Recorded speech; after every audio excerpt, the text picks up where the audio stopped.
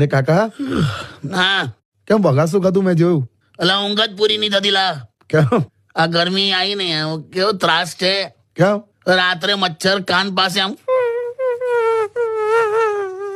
એવું કરે. બરાબર સવારે 6:30 વાગે દૂધ વાળો ઠોંગ ઠોંગ કરીને જગાડી દે.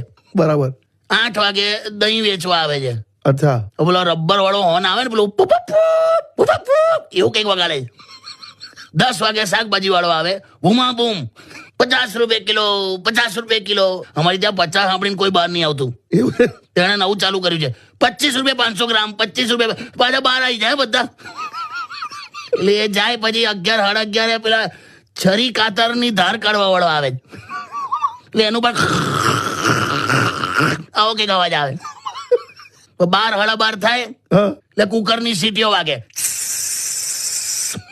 પછી જમીને એવું થાય કે ચાલ બપોરે આમ ચાલ થોડી વાર સુઈ જાઉં. હા તો તરત કુરિયર 3:30 થાય એટલે બાજુ ઠક ઠક ઠક ઠક ઠક. એ પોસ્ટમેન. બરાબર એટલે પણ શું આ વોટ્સએપના જમાનામાં કાગળો લખી લખીને પોસ્ટમાં મોકલો છો યાર. 4:30 થાય એટલે સોસાયટીના છોકરાઓ સાયકલો લઈને નીકળે ટીંગ ટીડિંગ ટીંગ ટીડિંગ ટીંગ ટીડિંગ. હું ભગવાન જાણે 6:30 થાય એટલે આખા ગામનો ટ્રાફિક છૂટ્યો હોય. કરેક્ટ. પીપી પોપો પીપી અને બધો ટ્રકો નીકળે અરે ભાઈ બહુ ટ્રક હોય છે યાર. એના હોર્ન પાછા